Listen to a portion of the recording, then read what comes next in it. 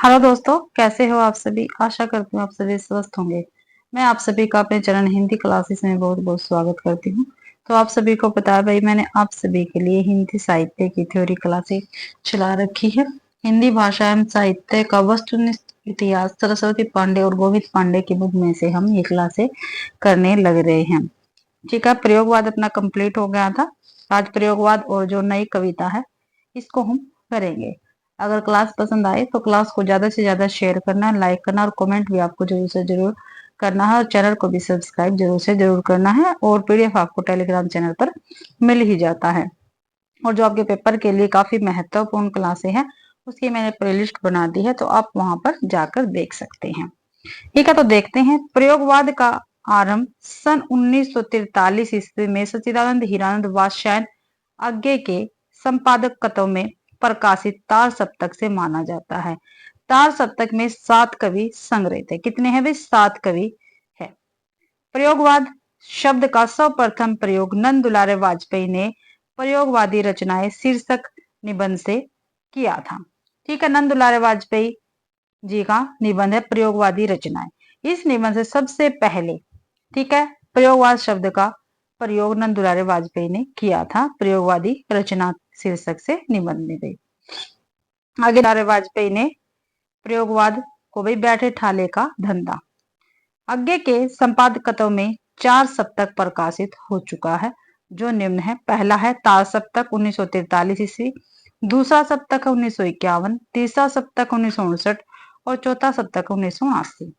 आज्ञे ने तार सप्तक की भूमिका में प्रयोगवादी कवियों को राहों के अन्वेषी कहा है।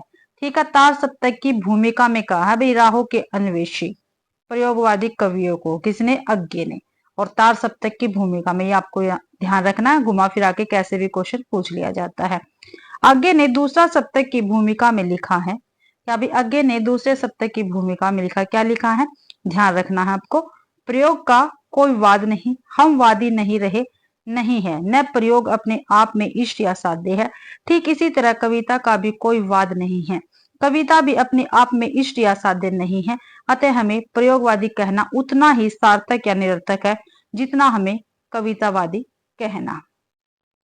दूसरा, प्रयोगवाद अपने आप में इष्ट नहीं, वह साधन है और दोहरा साधन है, क्योंकि एक तो वह उस सत्य को जानने का साधन है जिसे प्रेषित करता है, दूसरे उस प्रेक्षण की क्रिया को और उसके साधनों को जानने का भी साधन है।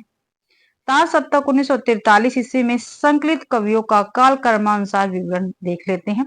कवि, जन्म, मृत्यु और जन्म स्थान। आगे 1911 ईस्वी में जन्म, 1911 में जन्म, 1987 में मृत्यु, जन्म स्थान देवरिया। रामविलास शर्मा 1912 ईस्वी में जन्म, 2000 में मृत्यु, उन्नाव। गजानन माधव मुक्तिबोध 1917 में जन्म, 1964 में मृत्यु, ग्वालियर। प्रभाकर माचवे बलवंत 1917 में जन्म, 1991 में मृत्यु, ग्वालियर में भी।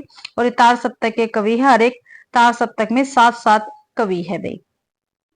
नेमी चंद्र जैन 1918 ईस्वी में जन्म, आगरा में। गिरजा कुमार माथुर 1918 में जन्म, 1994 में मृत्यु, मध्य प्रदेश में भाई। भारत भूषण अग्रवाल 1919 में जन्म, 1975 में मृत्यु और जन्म स्थान था इनका मथुरा में। ठीक है, ये कवि है, ये इनका जन्म मृत्यु है और ये इनका जन्म स्थान भी आपको ध्यान रखना है, क्योंकि पेपर में पूछे जाते हैं कवि। ठीक है, कौन सा तार सप्तक का है, कौन से दूसरे सप्तक का, कौन से तीसरे सप्तक का है, कौन से नहीं है, ऐसे करके।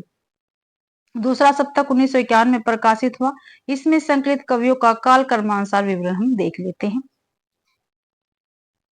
कवि, जन्म मृत्यु दे रखी है, ठीक है, और जन्म स्थान दे रखा है इनका। शमशेर बहादुर सिंह 1911 में जन्म, 1993 में मृत्यु, जन्म स्थान देहरादून। भवानी प्रसाद मिश्र 1913 में जन्म, 1985 में मृत्यु, होशंगाबाद। सुकुंत माथुर 1922 में जन्म, कहाँ पे? दिल्ली में भी। हरि नारायण घनश्याम व्यास 1923 मध्य प्रदेश में जन्म। नरेश मेहता 1924 में जन्म, गुजरात में। धर्मवीर भारती 1926 में जन्म, 1997 में मृत्यु हुई, इलाहाबाद में। रघुवीर सहाय 1929 में जन्म, 1990 में मृत्यु, लखनऊ में। आगे तीसरे सप्तक के विषय में देखते हैं। तीसरा सप्तक 1959 में प्रकाशित हुआ। इसमें जितने भी कवि संकलित है उनको देख लेते हैं काल कर्मानुसार है। कवि, जन्म मृत्यु और जन्म स्थान। प्रयाग नारायण त्रिपाठी 1919 में जन्म, रायबरेली में। मदन वात्स्यायन 1922 में जन्म। विजय देव नारायण शाही 1924 में जन्म, 1982 में मृत्यु हुई इनकी, काशी में जन्म हुआ इनका। कुंवर नारायण 1927 में जन्म, फैजाबाद में। सर्वेश्वर दयाल सक्सेना 1927 में जन्म, 1983 में मृत्यु, बस्ती में। केदारनाथ सिंह 1932 में जन्म। कीर्ति चौधरी 1935 में जन्म, कहाँ पे, उन्नाव में भी। चौथा सप्तक के विषय में देख लेते हैं, 1979 में प्रकाशित हुआ। इसमें संकलित कवि देख लेते हैं। अवधेश कुमार है, राजकुमार कुंभज है, स्वदेश भारती है, नंद किशोर आचार्य है, सुमन राज्य है, श्री राम वर्मा है, राजेंद्र किशोर है। ये चौथे सप्तक के कवि है। अब आगे देख लेते हैं। प्रयोगवाद का प्रवर्तन करने का श्रेय सच्चिदानंद हीरानंद वात्स्ययन अज्ञे को दिया जाता है भाई। डॉक्टर रामविलास शर्मा ने लिखा है, प्रयोगवादी कविता में युग से उत्पन्न अनास्था, शंका, घुटन, कुंठा, भगनाशा में से एक नए पथ के अन्वेषण की व्याकुल भावना दिखाई पड़ती है। ये कवि एक नए मार्ग का अनुसंधान करने के लिए व्याकुल है। किसने कहा है? रामविलास शर्मा ने कहा। ये कोटेशन आपको अच्छी प्रकार से ध्यान रखनी है भाई। प्रयोगवाद की प्रमुख प्रवृत्तियां हैं। प्रयोगवाद की प्रवृत्तियां देख लेते हैं क्योंकि पूछे जाते हैं। अहमवादी प्रवृत्ति का प्राधान्य, यथार्थवाद का आग्रह, निराशावाद, बौद्धिकता का प्राधान्य, उपमानों की नवीनता, साधारण विषयों का निरूपण, भाषा का प्रयोग। आगे है, प्रयोगवाद फ्राइड के दर्शन से प्रभावित है। जो प्रयोगवाद है फ्राइड के दर्शन से प्रभावित है। प्रयोगवाद के संदर्भ में कुछ विद्वानों के मत इस प्रकार है। प्रयोगवाद शैलीगत विद्रोह है, ये डॉक्टर नगेंद्र ने कहा भी प्रयोगवाद के विषय में। प्रयोगवाद दृष्टिकोण का अनुसंधान है, ये केसरी कुमार ने कहा है। प्रयोग कलात्मक अनुभव का क्षण है, ये रघुवीर साय ने कहा है। समाज के हित में जैसे क्रांति का सतत प्रक्रिया काम्य है, वैसे ही रचना के हित में प्रयोग, ये डॉक्टर रामस्वरूप चतुर्वेदी ने कहा। ये आपको अच्छी प्रकार से ध्यान रखने, क्योंकि पेपर में यहीं से क्वेश्चन बन जाता है। अब प्रपद्यवाद है, देख लेते हैं। ये भी प्रयोगवाद के साथ साथ धारा चली थी भाई, 1956 ईस्वी। ठीक है, समय सीमा रहेगी 1956 प्रपद्यवाद की। प्रपद्यवाद का प्रवर्तन नलिन विलोचन शर्मा ने सन 1956 ईस्वी में प्रकाशित नकेन के प्रपद संकलन से किया भाई। प्रपद्य को नकेनवाद भी कहा जाता है, ध्यान रखना, पूछा गया कई बार क्वेश्चन, क्योंकि इसमें बिहार के 3 कवि नलिन विलोचन शर्मा, केसरी कुमार और नरेश के नाम के प्रथम अक्षरों को आधार बनाकर नकेन बनता है। प्रपद्य और प्रयोगवाद में मूल अंतर यह है कि प्रपद्यवाद प्रयोग को साध्य मानता है, जबकि प्रयोगवाद प्रयोग को साधन मानता है। आचार्य नंद दुलारे वाजपेयी ने प्रपद्यवाद के संबंध में लिखा है, नकेनवाद, जिसे उसके हिमायतियों ने प्रपद्यवाद भी कहा है, वास्तव में प्रयोगशीलता का एक अतिवाद था। प्रयोगवाद के प्रवक्ताओं ने जो कुछ नया कहा, उससे संतुष्ट न होकर उसे एक तार्किक सीमा तक पहुंचाने का कार्य नकेन 1, नकेन 2 नामक संग्रह की भूमिकाओं में दिखाई पड़ता है। किसने कहा? आचार्य नंद दुलारे वाजपेयी ने कहा है प्रपद्यवाद के संबंध में भी। सन 1952 में नरेश के संपादकत्व में प्रकाशित पत्रिका प्रकाश में नकेनवादियों ने प्रपद्य को तथाकथित प्रयोग 10 सूत्री घोषित किया है। क्या भी प्रयोग 10 सूत्री घोषित कब किया? 1952 में भी। ठीक है, प्रकाश में। ठीक है, कौन सी पत्रिका थी? प्रकाश में भी। नई कविता 1954, इसका समय रहेगा, ध्यान रखना, ये समय भी पूछे जाते हैं भाई। देख लेते हैं। नई कविता नाम अज्ञे का दिया हुआ है। किसका दिया हुआ भाई? अज्ञे का दिया हुआ है। अपनी एक रेडियो वार्ता में उन्होंने इस पद का सर्वप्रथम प्रयोग किया था, जो बाद में नए पत्ते के जनवरी-फरवरी 1953 अंक में नई कविता शीर्षक से प्रकाशित हुई।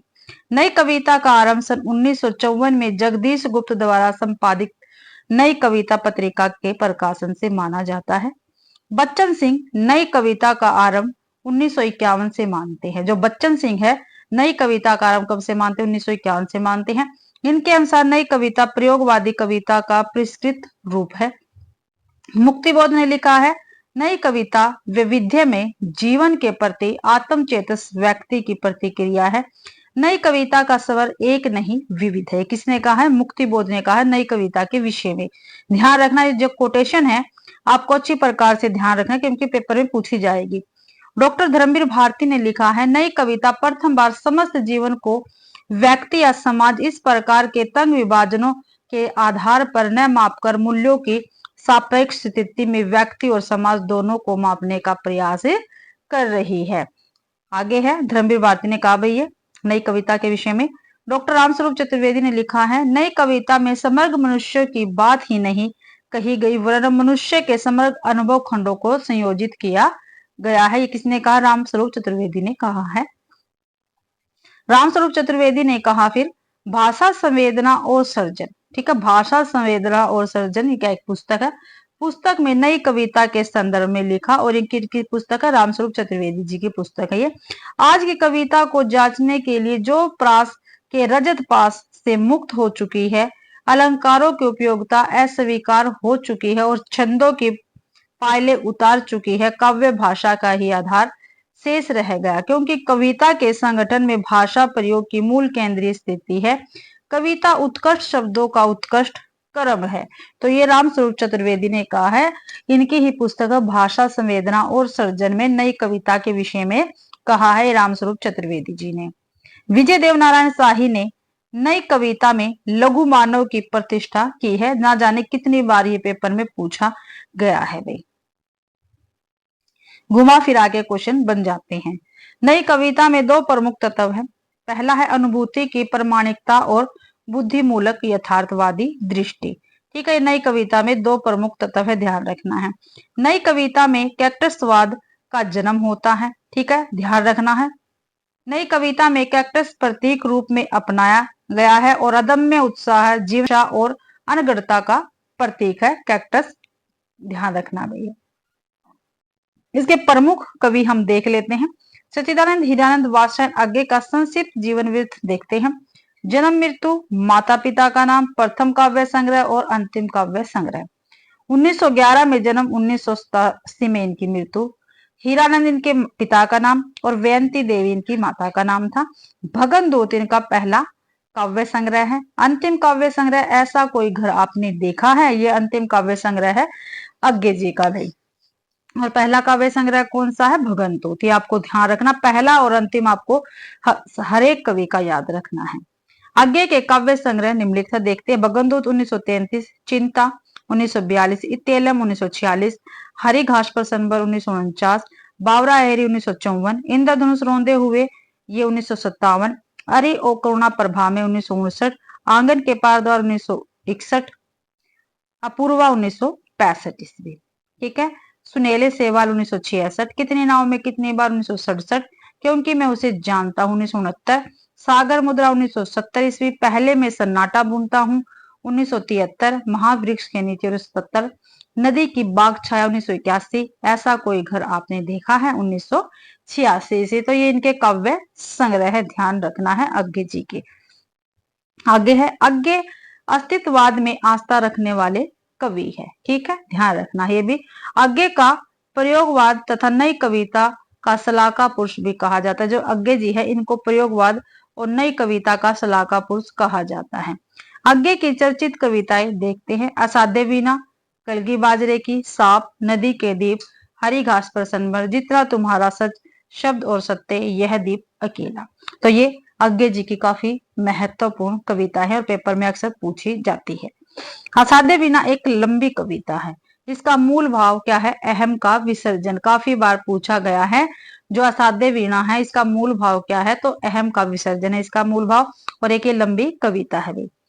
आगे है मुक्तिबोध जी। मुक्तिबोध का पूरा नाम गजानन माधव मुक्तिबोध था। इन्हें गहन अनुभूति और तीव्र इंद्रिय बोध का कवि कहा जाता है, ध्यान रखना है।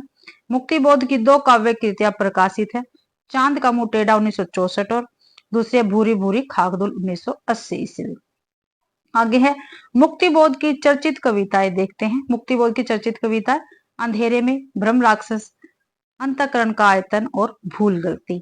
ये भी मुक्तिबोध की चर्चित कविताएं हैं और ये इनके काव्य कृतियां हैं। चांद का मुंह टेढ़ा, भूरी भूरी खाकदुल, दो है, काफी महत्वपूर्ण है, पेपर में अक्सर पूछी जाती है। अंधेरे में का पहला प्रकाशन कल्पना में, कल्पना पत्रिका है, उसमें 1964 में आशंका के दीप अंधेरे में, ये इनका इसका पहला नाम था भाई, अंधेरे में नाम से हुआ था। ठीक है, ध्यान रखना 1964 में होता पहला प्रकाशन कल्पना पत्रिका में आशंका के दीप अंधेरे में इस नाम से। रामस्वरूप चतुर्वेदी ने लिखा है मुक्ति बोध का काव्य संकलन चांद का मुंह टेढ़ा है एक बड़े कलाकार की स्केच बुक लगता है काफी महत्वपूर्ण, काफी बार पेपर में पूछा गया है ये कथन। मुक्ति बोध का काव्य संकलन चांद का मुंह टेढ़ा एक बड़े कलाकार की स्केच बुक लगता है, ये किसने कहा है? रामस्वरूप चतुर्वेदी जी ने कहा है। अंधेरे में एक लंबी कविता है, विभिन्न आलोचकों ने इसे विभिन्न दृष्टिकोण से देखा है जो निम्न है, काफी महत्वपूर्ण है भाई। शमशेर बहादुर सिंह ने यह कविता देश के आधुनिक जन इतिहास का स्वतंत्र पूर्व और पश्चात एक दहकता इस्ताफी दस्तावेज है। ठीक है, ये किसने कहा? इस्ताफी दस्तावेज किसने कहा है? दहकता हुआ शमशेर बहादुर ने कहा है। इसमें अजब और अद्भुत रूप से व्यक्ति और जन का एकीकरण है। ठीक है, ये अंधेरे में कविता के विषय में शमशेर बहादुर ने कहा है भाई। रामविलास शर्मा ने अपराध भावना का अनुसंधान है। ठीक है, अंधेरे में कविता के विषय में कहा है भाई, लेखकों ने ध्यान रखना, आलोचक है ये। ठीक है, नामवर सिंह ने असीमता की खोज कहा है। इंद्रनाथ मदान ने आत्म संशोधन का अनुसंधान कहा है। निर्मला जैन ने अंश तल का विप्लव कहा है। प्रभाकर माचवे ने लावा ही कह दिया भाई अंधेरे में कविता को।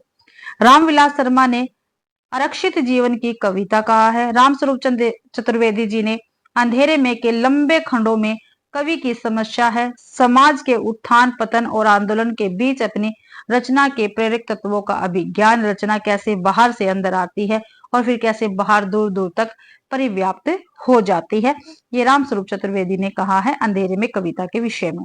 मुक्ति बोध ने अंधेरे में कविता की रचना फैंटेसी में की है। ठीक है, ध्यान रखना है, फैंटेसी में की है अंधेरे में कविता की रचना मुक्ति बोध ने। मुक्ति बोध ने फैंटेसी को निम्न ढंग से परिभाषित किया है। ठीक है, जो मुक्ति बोध जी है उन्होंने जो फैंटेसी है इसको निम्नलिखित रूप से परिभाषित किया है, देखते हैं। फैंटेसी को ज्ञान गर्भ फैंटेसी द्वारा सार रूप में जीवन की पुनर्रचना करता है। या भी ज्ञान गर्भ फैंटेसी द्वारा सार रूप में जीवन की पुनर्रचना करता है। फैंटेसी के अंतर्गत भाव पक्ष प्रधान और विभाव पक्ष गौण और परछन तो होता ही है, साथ ही यह भाव पक्ष कल्पना को उत्तेजित करके बिंबों की रचना करते हुए एक ऐसा मूर्त विधान उपस्थित करता है कि जिस विधान में उसे विधान ही के नियम होते हैं। आगे है शमशेर बहादुर जी के विषय में पढ़ते हैं। शमशेर बहादुर सिंह प्रेम और सौंदर्य के कवि हैं। ठीक है, जो शमशेर बहादुर सिंह है प्रेम और सौंदर्य के कवि है भाई। ठीक है, शमशेर बहादुर सिंह के प्रमुख काव्य संग्रह निम्न है। कौन कौन से काव्य संग्रह है? कुछ कविताएं 1959, कुछ और कविताएं 1961, हूं नहीं मैं 1975, इतने अपने पास 1980, उदिता अभिव्यक्ति का संघर्ष 1980, बात बोलेगी 1981, काल तुझसे होड़ है मेरी 1988, कहीं बहुत दूर से सुन रहा 1995, सुकून की तलाश 1998। तो ये सभी काव्य संग्रह किसके? शमशेर बहादुर सिंह के रहेंगे भाई ये। ठीक है, ये आपको ध्यान रखना है। आगे है शमशेर की कविताओं के संदर्भ में कुछ महत्वपूर्ण कथन हम देखते हैं भाई, क्या कुछ किसने क्या कहा है शमशेर जी की कविताओं के विषय में। आगे ने क्या कहा है? शमशेर कवियों का कवि है। ठीक है, जो शमशेर है कवियों का कवि है, काफी बार पेपर में पूछा गया है। मलयज ने शमशेर मूर्स के कवि है, किसी विजन के नहीं। पूछा भी जाता शमशेर मूर्स के कवि है, किसी विजन के नहीं, ये किसने कहा? तो मलयज ने कहा है। मुक्तिबोध ने शमशेर की आत्मा ने अपनी अभिव्यक्ति का एक प्रभावशाली भान अपने हाथों तैयार किया, उस भवन में जाने से डर लगता है उसकी गंभीर प्रयत्न साध्य पवित्रता के कारण। मुक्तिबोध ने शमशेर की मूल मनोवृत्ति एक निष्ठिक चित्रकार की है। शमशेर मुक्तिबोध प्रणय जीवन का प्रसंगबद्ध रसवादी कवि कहा है शमशेर बहादुर को भी मुक्तिबोध ने। विष्णु खरे ने शमशेर की शमशेरियत किसने कहा है? विष्णु खरे ने कहा है। रामचंद्र तिवारी ने शमशेर का गद्य हिंदी का जातीय गद्य है, ये रामचंद्र तिवारी ने कहा शमशेर जी के विषय में। रामस्वरूप चतुर्वेदी ने भाषा में बोलचाल के गद्य का लहजा और लय में संगीत का चरम अमूर्तन, इन दो परस्पर प्रतिरोधी मनस्थितियों को उनकी कला साधती है। शमशेर बहादुर सिंह ने लिखा है टेक्निक में एजरा पाउंड शायद मेरा सबसे बड़ा आदर्श बन गया। ये शमशेर बहादुर ने ही कहा है। तभी टेक्निक में एजरा पाउंड शायद मेरा सबसे बड़ा आदर्श बन गया है। शमशेर का ही कथन है। मैं उर्दू और हिंदी का दो आब हूं। काफी बार पेपर में पूछा गया है। किसका कथन है? शमशेर बहादुर सिंह का कथन है। मैं उर्दू और हिंदी का दो आब हूं। शमशेर बहादुर सिंह की चर्चित कविताएं हैं टूटी हुई, बिखरी हुई, अमन का राग लंबी कविता है, एक पीली शाम काफी बार पूछी गई है, धूप कोठरी के आईने में खड़ी है, घिर गया है समय का रथ और समय साम्यवादी। आगे है, कहानीकार उदय प्रकाश ने भवानी प्रसाद मिश्र को कविता का गांधी कहा है। भवानी प्रसाद मिश्र को कविता का गांधी किसने कहा है? तो उदय प्रकाश ने कहा, लेकिन उन्होंने खुद को गांधी का बेटा कहा है। और जो भवानी प्रसाद मिश्र जी है, इन्होंने अपने आप को ही क्या कह दिया है? गांधी का बेटा कह दिया है भाई। भवानी प्रसाद मिश्र के काव्य संग्रह देख लेते हैं। ठीक है, तो देखते हैं। गीत फरोश 1953, चकित है दुख 1968, अंधेरी कविता 1968, गांधी पश्यंती 1969, बुनी हुई रस्सी 1971, खुशबू के शिलालेख 1973, व्यक्तिगत 1973, अंतर्गत 1979, अनाम तुम आते 1979 भाई, परिवर्तन जी 1976, इदम नेमम 1977, त्रिकाल संध्या 1978, शरीर कविता फसलें और फूल 1980, मानसरोवर दिन 1981, संप्रति 1982, नीली रेखा तक 1984, तूस की आग 1985, कालजयी 1980 खंड काव्य है ये। आगे है, भवानी प्रसाद मिश्र को सहजता का कवि कहा जाता है। ठीक है, सहजता का कवि किसको कहा जाता है? भवानी प्रसाद मिश्र जी को कहा जाता है। भवानी प्रसाद मिश्र जी की चर्चित कविताएं निम्नलिखित हैं। कमल के फूल, सतपुड़ा के जंगल, वाणी की दीनता, टूटने का सुख, गीत फरोश। ठीक है, ये चर्चित कविता है भवानी प्रसाद मिश्र जी की। नरेश मेहता देख लेते हैं भाई, इनको भी। नई कविता में महत्वपूर्ण हस्ताक्षर है कौन? नरेश मेहता। इनकी प्रमुख रचनाएं हैं काव्य संग्रह इनके वन पाखी सुनो, बोलने दो चीड़ को, मेरा समर्पित एकांत, चेत्या, उत्सवा। प्रबंध काव्य है संशय की एक रात, काफी बार पूछी गई है, महाप्रस्थान, प्रवाद पर्व और सबरी भाई। आगे है,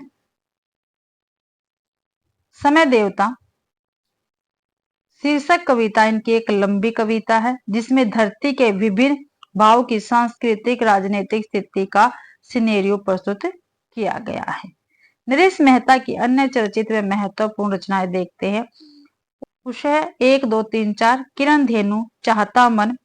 धर्मवीर भारती को देखते हैं। धर्मवीर भारती मूलतः प्रेम के कवि हैं। इनकी प्रमुख रचनाएं हैं ठंडा लोहा 1952, अंधा युग 1955, कनुप्रिया 1959, 7 गीत वर्ष 1959 और देशांतर। ये धर्मवीर भारती जी की रचनाएं हैं भाई। आगे है, कनुप्रिया में राधा और कृष्ण के प्रेम का वर्णन है। देशांतर काव्य संग्रह विदेशी कविताओं का संग्रह, जो देशांतर है, ठीक है, काव्य संग्रह, इसमें क्या कुछ है? इसमें विदेशी कविताओं का संग्रह है भाई। ठीक है, प्रेम मेथु गाथा एक लंबी कविता है। प्रेम मेथु एक यूनानी पौराणिक पुरुष है। ठीक है, प्रेम थ्यू क्या है? एक यूनानी पौराणिक पुरुष है भाई। मदन वात्स्यायन जी के विषय में देखते हैं। मदन वात्स्यायन का मूल नाम लक्ष्मी निवास सिंह था। ठीक है, मूल नाम क्या था? लक्ष्मी निवास सिंह था मदन वात्स्यायन जी का मूल नाम। सर्वेश्वर दयाल सक्सेना नई कविता के प्रमुख हस्ताक्षर है। इनकी निम्नलिखित कृतियां देखते हैं हम। काठ की घंटिया, बांस का पुल, एक सुनी नाव, गर्म हवाएं, कुआनो नदी, कविता 1, कविता 2, जंगल का दर्द, खूंटियों पर टंगे लोग। सर्वेश्वर दयाल सक्सेना जी की रचनाएं हैं ये। सर्वेश्वर दयाल सक्सेना जी की चर्चित कविताएं देखते हैं। कॉफी हाउस में एक मेलोड्रामा, अहम से मेरी बड़ी हो तुम, विगत प्यार, लिपटा रजाई में, मैंने कब कहा भाई। तो ये सर्वेश्वर दयाल सक्सेना की चर्चित कविताएं थी। केदारनाथ सिंह नई कविता में बिंब को बहुत महत्व देते हैं। ठीक है, जो केदारनाथ सिंह है नई कविता में बिंब को बहुत महत्व देते हैं। केदारनाथ सिंह की महत्वपूर्ण काव्य कृतियां देखते हैं। अभी बिल्कुल अभी, जमीन पक रही है, यहां से देखो, अकाल में सारस, उत्तर कबीर और अन्य कविताएं, बाग क्या है? एक लंबी कविता है, तालस्ताय और साइकर। केदारनाथ सिंह की चर्चित कविताएं बनारस, अनागत, फर्क नहीं पड़ता। प्रयोगवाद के अन्य कवि और उनकी रचनाएं देख लेते हैं। रामविलास शर्मा, इनके काव्य संग्रह है रूप तरंग 1956 में, सदियों के सोए जाग उठे 1988 में, बुद्ध वैराग्य तथा प्रारंभिक कविता 1997 में, प्रभाकर माचवे की मेपल, सौपन भंग, अनुसरण, नेमी चंद्र जैन, अचानक हम फिर एकांत, गिरजा कुमार माथुर के काव्य संग्रह है मंजीर 1941, नाश और निर्माण 1946, धूप के धार, शिला पंख चमकीले, छाया मत छूना, भीतर नदी की यात्रा, भीतरी नदी की यात्रा 1975, अभी कुछ और, साक्षी रहे वर्तमान, पृथ्वी कल्प, ये गिरजा कुमार माथुर जी के काव्य संग्रह हैं। प्रभाकर भारत भूषण अग्रवाल, इनके विषय में देखते हैं। छवि के बंधन, जागते रहो, मुक्ति मार्ग, ओ अप्रस्तुत मन, कागज के फूल, एक उठा हुआ हाथ, उतना वह सूरज है, अनुपस्थित लोग। शकुंत माथुर देख लेते हैं। जो शकुंत माथुर जी हैं, इनके काव्य संग्रह चांदनी चूनर, अभी और कुछ, लहर नहीं टूटेगी। हरिनारायण व्यास जी, इनको देख लेते हैं। मृग और तृष्णा, त्रिकोण पर सूर्योदय, बरगद के चिकने पत्ते। रघुवीर साहे को देखते हैं। सीढ़ियों पर धूप में 1960 ईस्वी में, आत्महत्या के विरुद्ध 1967, हंसो हंसो जल्दी हंसो 1975, लोग भूल गए 1982, कुछ पत्ते कुछ चिट्ठियां 1989, एक समय था। विजय देवनारायण शाही, साखी, मछलीगर, संवाद तुमसे, इनके काव्य महत्वपूर्ण काव्य संग्रह ये। कुंवर नारायण, चक्रव्यूह 1956, परिवेश हम तुम 1961। कुंवर नारायण जी की और रचनाएं है ये। अपने सामने 1979, कोई दूसरा नहीं 1993, इन दिनों 2002, प्रबंध काव्य है इनके। आत्मजय 1965, वा सरवा के बहाने 2008 ईस्वी में।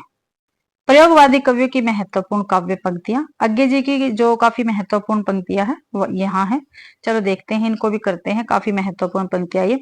वही परिचित दो आंखें ही चीर माध्यम है, सब आंखों से सब दर्दों से मेरे लिए परिचय का।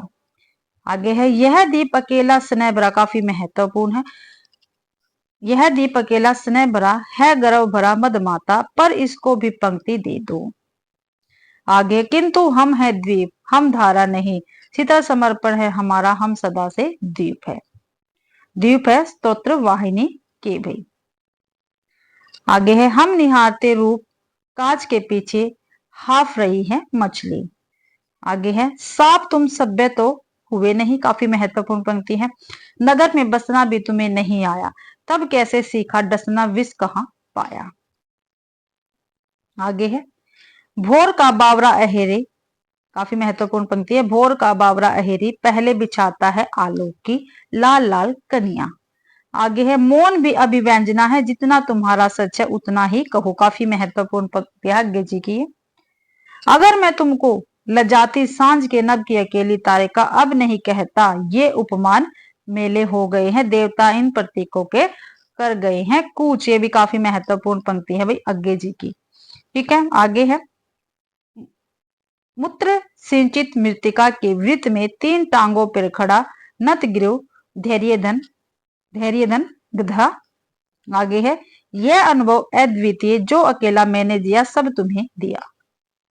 आगे है, आहा मेरा श्वास उत्पत, धमनियों में उमड़ आई है लहू की धार, प्यार है अभिशप्त, तुम कहाँ हो नारी। आगे है, अहम क्या भी अहम अंतर गुहावासी सवरती, क्या मैं चिन्हता कोई न दूजी राह। आगे, वंचना है चांदनी झूठ वह आकाश का निर्वधि गहन विस्तार, शिशिर की राका निशा की शांति है निस्सार। आगे है, क्षण अपांग से कविता उत्पन्न हो जाती, एक चुंबन में प्रणय फलीभूत हो जाता है, पर मैं अखिल विश्व का प्रेम खोजता फिरता हूँ, क्योंकि मैं उसके असंख्य हृदयों का गाथा कार हूँ। ये भी काफी महत्वपूर्ण पंक्ति आज्ञे जी की। मुक्ति बोध जी की पंक्तियां देखते हैं। हर एक छाती में आत्मा अधीरा है, प्रत्येक सुस्मित में विमल सदा नीरा है, मुझे भ्रम होता है कि प्रत्येक वाणी में महाकाव्य पीड़ा है, ये अंधेरे में से है भाई। आगे है, ओ मेरे आदर्शवादी मन, ओ मेरे सिद्धांतवादी मन, काफी महत्वपूर्ण पंक्तियां भाई ये मुक्ति बोध जी की। भरी अनातम बन गए, भूतों की शादी में कनात से तन गए। आगे है, बहुत बहुत ज्यादा लिया दिया बहुत बहुत कम, मर गया देश अरे जीवित रह गए तुम, काफी महत्वपूर्ण है। अब अभिव्यक्ति के सारे खतरे उठाने ही होंगे, तोड़ने होंगे मठ और गढ़ सभी। आगे, कविता में कहने की आदत नहीं पर कह दूं, वर्तमान समाज चल नहीं सकता, पूंजी से जुड़ा हुआ हृदय बदल नहीं सकता। आगे, पठार पहाड़ समुंदर जहां मिल सके मुझे, मेरी वह खोई हुई परम अभिव्यक्ति अनिवार्य आत्म संभवा। आगे है शमशेर बहादुर सिंह जी की पंक्तियां देखते हैं। चुका भी हूं मैं नहीं, कहां कहां मैंने प्रेम अभी, जब करूंगा प्रेम पिघल उठेंगे युगों के भूधर, उफन उठेंगे सात सागर, किंतु मैं हूं मौन आज। ये शमशेर बहादुर जी की काफी महत्वपूर्ण पंक्तियां हैं। आगे है, एक पीली शाम पतझर का जरा अटका हुआ पत्ता, अब गिरा वह अटका हुआ आंसू, संध्या तारक सा अतल में। काफी महत्वपूर्ण पंक्तियां है भी ये भी। बात बोलेगी हम नहीं, भेद खोलेगी बातें, काफी महत्वपूर्ण है भैया। घिर गया है समय का रथ कहीं, लालिता से मट गया है राग, भावना की तुग लहरे पंथ अपना अंत अपना, जान रोलती है मुक्ति के उद्गार। आगे है पंक्ति, हाँ तुम मुझसे प्रेम करो जैसे मछलियां लहरों से करती है, जिनमें वह फंसने नहीं आती जैसे हवाएं मेरे सीने से करती है, जिसको वह गहराई तक दबा नहीं पाती, तुम मुझसे प्रेम करो जैसे मैं तुमसे करता हूँ। काफी महत्वपूर्ण पंक्तियां थी ये भी। आगे है भवानी प्रसाद मिश्र जी की पंक्तियां हैं, काफी महत्वपूर्ण पंक्तियां इनकी भी। ठीक है, जी हाँ हजूर मैं गीत बेचता हूँ, मैं तरह तरह के गीत बेचता हूँ, काफी महत्वपूर्ण पंक्ति है।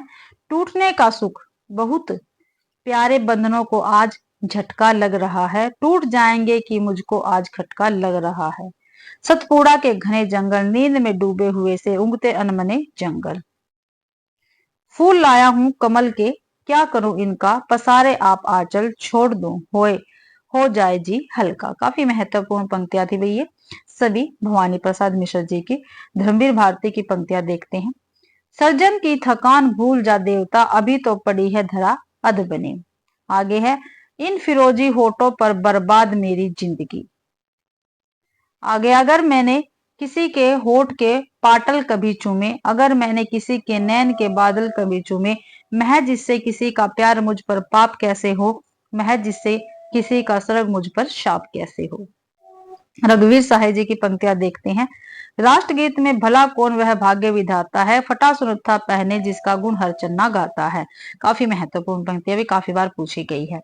आगे, मैं अपनी एक मूर्ति बनाता हूँ और एक ढहाता हूँ, और कहते हैं कि कविता की है। आगे है, कितना अच्छा था छायावादी, एक दुख लेकर वह गान गान देता था। क्या भी कितना अच्छा था छायावादी, एक दुख लेकर वह गान देता था, कितना कुशल था प्रगतिवादी, हर दुख का कारण पहचान लेता था। सर्वेश्वर दयाल सक्सेना की पंक्तियां देख लेते हैं। लीक पर वे चले जिनके चरण दुर्बल और हारे हैं, हमें तो हमारी यात्रा से बने ऐसे अनिर्मित पंथ प्यारे हैं। काफी महत्वपूर्ण पंक्तियां हैं। लोकतंत्र को जूते की तरह लाठी में लटकाए, या भी लोकतंत्र को जूते की तरह लाठी में लटकाए, भागे जा रहे हैं सभी सीना फुलाए। मैं नया कवि हूं इसी से जानता हूं, सत्य की चोट बहुत गहरी होती है। काफी महत्वपूर्ण पंक्ति है भाई। केदारनाथ सिंह की पंक्ति देखते हैं। मैंने जब भी सोचा मुझे रामचंद्र शुक्ल की मुझे याद आ गई। काफी महत्वपूर्ण पंक्ति है भाई, काफी महत्वपूर्ण। मैं पूरी ताकत के साथ शब्दों को फेंकना चाहता हूँ, केदारनाथ सिंह की पंक्तियां हैं। तो भाई इसी के साथ आज की अपनी क्लास कंप्लीट होती है। आज की वाद कर लिया है और पद्यवाद कर लिया और नई कविता कर ली है, और उन जितने भी उनके कवि थे उनकी रचनाएं कर ली है। ठीक है, और उनकी काव्य पंक्तियां हमने आज कर ली है। तो आशा करती हूँ भाई आप सभी को क्लास पसंद आई होगी। अगर आप सभी को क्लास पसंद आती है तो प्लीज क्लास को ज्यादा से ज्यादा शेयर करें, लाइक करें और कमेंट करना बिल्कुल भी ना भूले भाई। और चैनल को भी सब्सक्राइब जरूर करें। पीडीएफ आपको टेलीग्राम चैनल पर मिल जाता था, उसको भी ज्वाइन जरूर से जरूर करें। आप सभी का क्लास देखने के लिए बहुत बहुत धन्यवाद।